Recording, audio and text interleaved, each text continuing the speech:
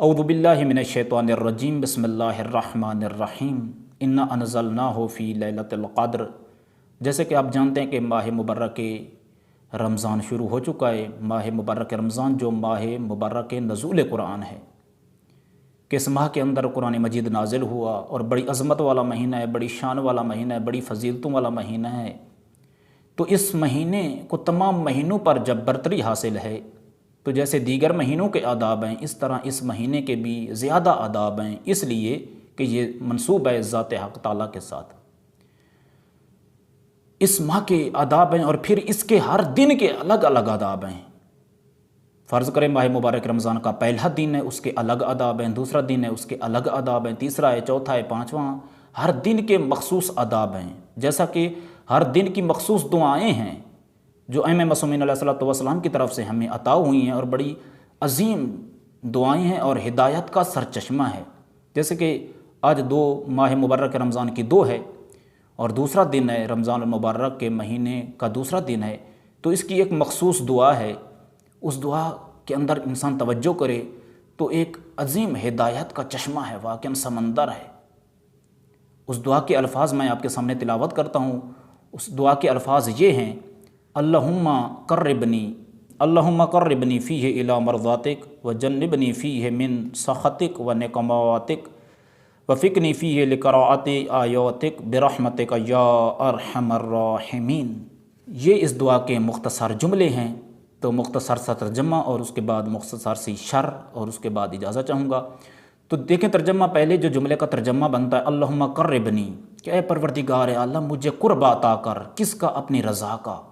اس مہینے کے اندر، اس دن کے اندر مجھے اپنی رضا کا قرب عطا کر، میں آپ کی رضا کا طلبگار ہوں۔ اور دوسرے جملے کے اندر انسان یہ پروردگار عالم سے دعا کرتا ہے کہ اے پروردگار عالم مجھے اپنے عذاب سے محفوظ فرما، اور پھر فرمایا کہ اے پروردگار عالم مجھ سے راضی ہو جا، میرے گناہوں کو معاف فرما دے۔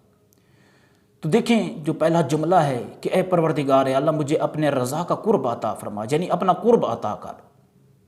یہ ہے خلقت انسان کا مقصد جو انسان اس دعا کے اندر اللہ تعالیٰ سے مانگ رہا ہے کہ اے پروردگار عالم مجھے جس مقصد کی خاطر خلق فرمایا گیا ہے مجھے اس مقصد کو حاصل کرنے کی توفیق عطا فرما۔ دراصل خلقت حیات انسان کا مقصد وہ قرب خدا ہے، لقاء اللہ تک پہنچنا ہے، مقام انسانیت تک پہنچنا ہے۔ دیکھیں اللہ تبارک و تعالیٰ نے قرآن مجید کے اندر جو اس ماہ مبارک کے رمضان کے اندر نازل ہوا، اس کے اندر اللہ تبارک و تعالیٰ نے انسان کی خلقت کے مقاصد کو بیان فرمایا جیسے کہ بیان فرمایا وما خلقت الجن والانس الا لیعبدون، کہ انسان کو ہم نے خلق فرمایا ہے اور جنوں کو تاکہ یہ ہماری بندگی کریں۔ اب سوال اٹھتا ہے کہ بندگی کیوں کریں؟ انسان کی خلقت کا مقصد تو اللہ تعالیٰ نے بیان فرما دیا کہ ہم نے ان کو خلق کیا ہے، کس لیے؟ تاکہ یہ میری بندگی کریں۔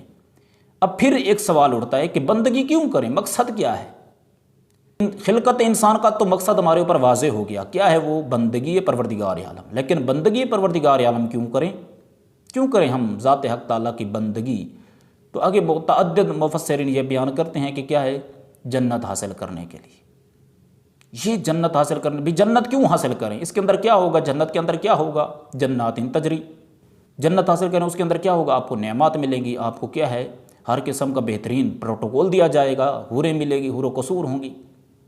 تو یہ جو جنت کا تصور پیش کیا جاتا ہے، جی حور و قصور ہوں گی، کیا ہوں گی؟ نہریں ہوں گی، سرسبز و شاداب ماحول ہوگا، بڑا عظیم پرکشش ماحول ہوگا۔ تو یہ جنت کا نچلا درجہ ہے۔ ایک اور درجہ ہے جنت، وہ کیا ہے؟ ورضوان من اللہ اکبر، اللہ کی رضوان حاصل کرنا، اللہ کی رضا حاصل کرنا، یہ سب سے بڑی جنت ہے کہ انسان کو اللہ کا قرب حاصل ہو جائے، اللہ راضی ہو جائے۔ آج ہم متعدد مومنین یہ دعا بھی کرتے ہیں کہ اللہ تعالیٰ ہم سے راضی ہو جائے۔ عزیزان اللہ تعالیٰ تو راضی ہو جائے گا، لیکن قرآن مجید کے اندر اللہ تعالیٰ فرماتا ہے کہ کچھ ایسے لوگ ہیں کہ جن سے اللہ راضی ہے اور وہ بھی رضو عنہ، اور وہ بھی اللہ سے راضی ہیں۔ ہم اپنی زندگی کے اندر دیکھیں، آیا ہم اللہ سے راضی ہیں؟ متعدد مقامات پر جب کوئی مشکل آتی ہے تو ہم کیا کرتے ہیں؟ شکوہ کر بیٹھتے ہیں۔ واقعاً جب کوئی مشکل آتی ہے تو ہم شکوہ کر بیٹھتے ہیں کہ کیا کر رہا ہے پروردگار عالم کے ساتھ، ہمارے اوپر ظلم ہو رہا ہے، نہیں دیکھ رہا؟ اس طرح کے جملے آتے ہیں ہماری زبان پر۔ عزیزان اپنی زندگی پر جو اللہ تعالیٰ نے آپ کو جیسا بنایا ہے، آپ کو کالا بنایا ہے، آپ کو سفید بنایا ہے، جیسا بھی بنایا آپ اس پر اللہ تعالیٰ آپ اس پر اللہ تعالیٰ سے راضی ہیں؟ آپ راضی ہیں؟ آپ غریب ہیں، آیا اس غربت پر راضی ہیں؟ آپ امیر ہیں، آیا اس امیری پر راضی ہیں؟ تو یہ اللہ تعالیٰ سے پہلے آپ راضی ہوں، جو اللہ تعالیٰ نے آپ کو دیا اس پر راضی ہو جائیں، اس پر شکر کریں اس ذات حق تعالیٰ کا۔ تو اس دعا کے اندر اللہ تعالیٰ کی رضا انسان چاہتا ہے۔ اب رضا کیسے حاصل ہو؟ اب جو رضا ہم چاہ رہے ہیں پروردگار عالم کی ذات ہم سے راضی ہو جائے، یہ رضا کیسے حاصل ہوگی؟ تو وہ مطلب بھی اس دعا کے اگلے جملے سے واضح ہو جاتا ہے۔ وہ کیسے کہ اے پروردگار عالم، اگلے جملے کے اندر انسان یہ دعا مانگتا ہے کہ اے پروردگار عالم مجھے اپنے عذاب سے محفوظ فرما۔ یعنی کیا مطلب؟ ان اعمال سے محفوظ فرما کہ جو اعمال موجب بنتے ہیں عذاب کا، جو اعمال سزا کا موجب بنتے ہیں، مجھے ان اعمال کی توفیق نہ دے۔ یعنی مجھے حرام کی توفیق نہ دینا، مجھے حرام کے قرب کی توفیق نہ عطا کرنا۔ میرا اللہ مجھے ایسا بنا دے کہ میں کسی حرام کا مرتکب نہ ہو جاؤں، کوئی حرام کام نہ کر بیٹھوں۔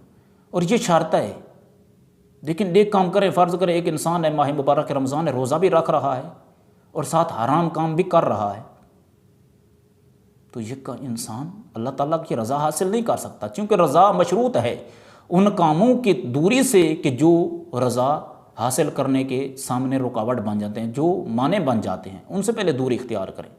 روزہ ٹھیک ہے اپنی جگہ پر، یہ ایک ایسے ہی ہے کہ جیسے فرض کرے ایک بچہ ہو جو کیا کرتا ہے، اپنی ماں کو تحفہ دیتا ہے، یہ روزہ ایسے سمجھے تحفہ ہے۔ تو ایک بچہ جو اپنی ماں کو تحفہ دیتا ہے، ساتھ وہ برے کام بھی کرتا ہے، ماں خوش تو ہو جاتی ہے تحفے سے، لیکن ساتھ کہتی ہے بیٹا اگر مجھے خوش کرنا چاہتے ہو تو چوری کرنا چھوڑ دو، یہ غلط کام کرنا چھوڑ دو۔ اور واقعاً جب بچہ وہ غلط کام کرنا چھوڑ دے، البتہ وہ تحفہ نہ دے، تو ماں کے لیے سب سے بڑا تحفہ یہی ہوتا ہے، چوری کرنا وہ چھوڑ دے، نافرمانی کرنا چھوڑ دے۔ بچہ اگر ماں کی نافرمانی چھوڑ دے تو یہ ماں کے لیے سب سے بڑا تحفہ ہوتا ہے۔ اور یہی ہے کہ اگر آج ہم اللہ تبارک تعالیٰ کی نافرمانی کرنا چھوڑ دیں تو یہ سب سے بڑا تحفہ ہوگا۔ روزہ ہم دے رہے ہیں، روزہ رکھ رہے ہیں، کس کے لیے؟ اللہ تعالیٰ کی خوشنودی کے لیے، لیکن ساتھ اور بہت بڑے جرائم کر رہے ہیں، تو اللہ تعالیٰ کی رضا حاصل نہیں ہو سکتی۔ ان کاموں کو چھوڑیں جو اللہ کی رضا کے سامنے مانع بن جاتے ہیں، پہلے ان کو ترک کریں، پھر کیا ہے خود بخود پروردگار عالم کی ذات ہم سے راضی ہو جائے گی۔ یہ مشروط ہے اللہ تعالیٰ کی رضا، اللہ تعالیٰ کی فرما برداری کے ساتھ فرما برداری کریں، یعنی ان کاموں سے رک جائیں جن سے روکا ہے۔ آج ہم روزہ تو رکھتے ہیں لیکن بہت سارے کام ایسے کر جاتے ہیں جن سے اللہ تعالیٰ نے روکا ہے لیکن ہم رکتے نہیں ہیں۔ اور امیر المومنین فرماتے ہیں کہ سب سے بڑی نیکی یہ ہے، روزہ نیکی ہے، لیکن فرماتے ہیں کہ سب سے بڑی نیکی وہ گناہ کو ترک کرنا ہے، گناہ کو چھوڑنا سب سے بڑی نیکی ہے۔